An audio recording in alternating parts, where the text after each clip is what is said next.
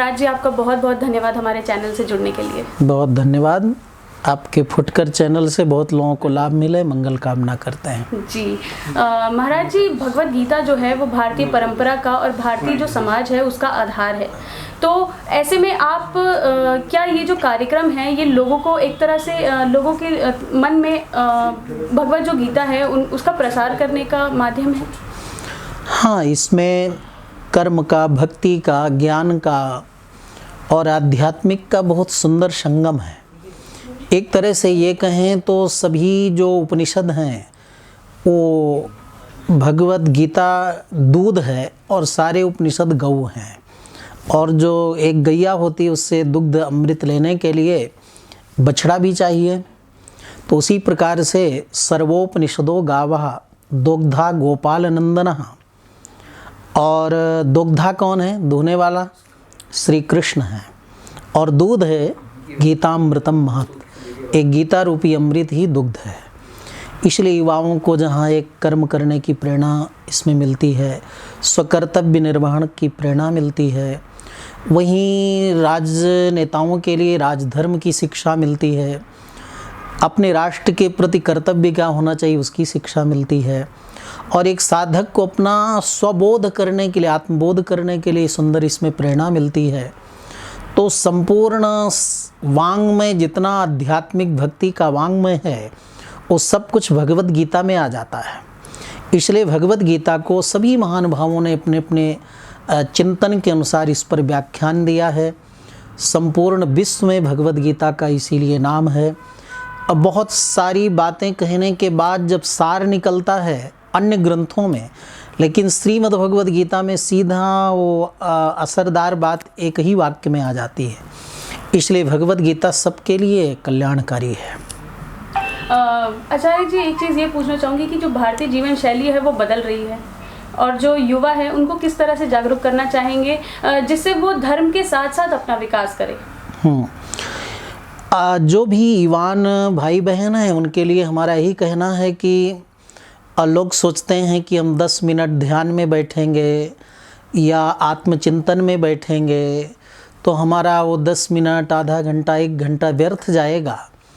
तो उनके लिए हमारा ये कहना है कि हमने अनुभव किया है कि अगर आप 10 मिनट, 20 मिनट, आधा घंटा, 1 घंटा अगर आप ध्यान में बैठेंगे तो आपकी जो ऊर्जा है, जो आपका चैतन्य है, आपकी चेतनता है, आपकी शक्ति है, वो जो बहिर्मुख है वो अंतर्मुख होगी और आपके चित्त मन की ऊर्जा इतनी अधिक हो जाएगी कि आप जो अपने लक्ष्य में हैं, जो भी आप पढ़ाई कर रहे हैं, नौकरी कर रहे हैं, जिस भी लाइन में हैं, उसमें आपको बहुत आगे बढ़ने की शक्ति मिलेगी। आप कितना भी अध्ययन करेंगे, अगर 10 मिनट भी आप स्व का बोध करें, अंतर्मुख हों, तो आपको ऐसा लगेगा कि हम 10 घंटा कोई काम ही नहीं किए। बिल्कुल अश्रांत अपने को स्फूर्तिमान महसूस करेंगे। इसलिए आप हर दिन भगवत गीता का कम से कम 1 श्लोक आप पढ़ लें में, संस्कृत में पढ़ें, फिर उसके बाद हिंदी में अर्थ है उसको समझें। तो आपके जीवन में गीता एक गुरु का काम करेगी, मार्गदर्शक का काम करेगी। धैर्य आपको प्राप्त होगा, हताशा में आपको बहुत आशा मिलेगी, निराशा में भी आपको विजय प्राप्त होगी। भगवत गीता ऐसा सूत्र है जो दीपक लेकर के हमारे सामने आगे आगे पथ पर जाने के लिए हमें प्रेरित करता है। इसलिए सभी युवाओं को भगवत गीता का स्वाध्याय अध्ययन करना चाहिए। अपनी संस्कृति बड़ी अद्भुत है, इस संस्कृति में ही शांति प्राप्त होती है। इसलिए तो विदेश में भौतिक सुख सुविधाओं को जी कर लोग तृप्त हुए, तृप्त क्या एक तरह से ऊब गए। तब हमारी भारतीय संस्कृति को लोगों ने अपनाया। तो अपने भारत के युवा भाई बहनों को ही कहना चाहेंगे कि आप देखिए विदेश के लोग जैसे तिलक लगाते हैं, चोटी धारण करते हैं, माला लेते हैं, मंत्र का जाप करते हैं, अपनी भारतीय संस्कृति को लोग अपनाते हैं। तो कहीं ना कहीं वो ज़रूर इसमें शांति प्राप्त करते हैं, तभी हमारी संस्कृति की ओर उनका आगे आना होता है। तो हम लोग भी अपनी संस्कृति की गहनता को खोजें और उस पर चलें।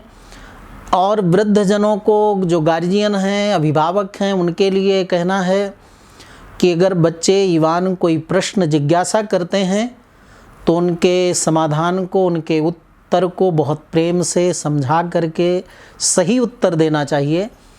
क्योंकि पुराने हमारे बुजुर्ग लोग ऐसा करना होता है तो करते थे, लेकिन आज के युवान ये चाहते हैं कि हम तिलक लगाएं तो उसका फल क्या है, लाभ क्या है, चोटी रखें तो उसका लाभ क्या है, हम जप करें तो क्या लाभ है, ध्यान करें तो क्या लाभ है। तो अगर आप नहीं जानते हैं तो भी आप उसको वरिष्ठ जनों से पूछें और उन बच्चों की जिज्ञासाओं को पूर्ण करें। तो लगता है कि जो पुराने लोग हैं उनसे भी ज़्यादा समर्पित भावना से, बड़ी ईमानदारी निष्ठा से उस कर्तव्य को लोग करेंगे। तो इसलिए बड़ों को भी जिम्मेदारी मिलती है कि युवानों को अपने स्वकर्तव्य पर, धर्म मार्ग पर प्रशस्त करें। आचार्य जी, मेरे घर में मुझे बचपन से कहा जाता है कि भगवान का चिंतन करो, भगवान को ध्यान दोगे तो भगवान तुम्हारा ध्यान देंगे। और इस समय हमारे देश का जो युवा है कहीं ना कहीं धर्म को पीछे छोड़ के आगे निकल रहा है, अर्थ के लिए, पैसे के लिए, पैसे के पीछे भाग रहा है। तो उनको किस तरह से जागरूक करना चाहेंगे आप? देखिए, शरीर यात्रा के लिए तो धन की भी आवश्यकता है, क्योंकि ये अर्थ युग है। पहले लोग गांव के पास में दरवाज़ों में प्याऊ लगाए रहते थे, कुआं रहता था, वहाँ बाल्टी लोटा रहता था, लोग जल निकाल करके पी लेते थे। आज अगर व्यक्ति को प्यास लगी है तो कहीं कुआं नहीं है, बाल्टी नहीं है, प्याऊ नहीं है। आज तो व्यक्ति को पैसा चाहिए, तभी वो दुकान से बोतल में पानी लेगा, पिएगा। तो ये अर्थ युग है, इसलिए अर्थ जरूरी है, लेकिन अर्थ ही सब कुछ है, ऐसी धारणा को त्यागना चाहिए। अर्थ जो है हमारे शरीर के सुख का साधन हो सकता है, हमारे अध्यात्म और शांति के प्रगति में साधक बन सकता है। अर्थात धन हमारे सुख पाने का साधन बन सकता है, लेकिन वो साध्य नहीं है। साध्य तो हमारा ज्ञान है, भक्ति है, स्वात्मबोध है। इसलिए धन को साधन बनाते हुए अपने साध्य तक पहुंचना चाहिए। ध्यान योग के द्वारा अपने स्वरूप का बोध करना चाहिए। आचार्य जी, एक आखिरी सवाल आपसे पूछना चाहूँगी कि बड़े ही वर्षों के बाद आज जो है भारतवर्ष देखने जा रहे हैं कि राम मंदिर का निर्माण हो रहा है, भव्य मंदिर का निर्माण हो रहा है। इस घटना को आप किस तरह से देखते हैं? बहुत पहले लोग ये प्रश्न करते थे, चूँकि हम अयोध्यावासी हैं तो जहाँ जहाँ प्रांत में, देश में, विदेश में जाते, सब लोगों के मन में एक ही प्रश्न होता कि श्री राम मंदिर का निर्माण कब होगा। तो हमारा यही कहना रहता, कालाधीनम जगत सर्वम अंतः पुरुष रूपेण काल रूपेण वही। जो परमात्मा हम सबके अंदर है वही समय रूप से बाहर है। जब वो परमात्मा चाहेंगे तब वो मंदिर का निर्माण हो जाएगा। कई सदियों से जो विवादित रहा, कई कुर्बानियाँ हुई, कई लोगों ने बलिदान दिया, कितनी आहुतियाँ दी, लेकिन उस समय अनुकूल नहीं था। लेकिन जब परमात्मा रूपी समय अनुकूल बना तो संपूर्ण राष्ट्र में और संपूर्ण विश्व में सब लोगों ने श्री राम मंदिर का समर्थन किया। और अब हमें भी प्रसन्नता है कि कहीं भी दुनिया के कोने में जाएंगे तो लोगों का एक प्रश्न इति हो गया कि राम मंदिर कब बनेगा। अब तो सबको हम निमंत्रण देते हैं कि बहुत शीघ्र श्री राम मंदिर, भव्य मंदिर बनने वाला है। आप लोग अति शीघ्र आइए और राम जी का दर्शन करिए। बहुत बहुत धन्यवाद आचार्य। बहुत बहुत धन्यवाद आपके फुटकर इस चैनल के लिए। इसके माध्यम से विशेषकर आपने बताया कि इसमें सभी बहनें लगी हुई हैं, तो आप सब इतना परिश्रम करके इस चैनल को आगे बढ़ा रहे हैं। बहुत बहुत शुभकामना। बहुत बहुत